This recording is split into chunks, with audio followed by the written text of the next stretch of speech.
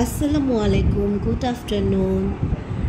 আসলে আমার দুপুরে খাবার পর কফি খাওয়ার অভ্যাস হয়েছে।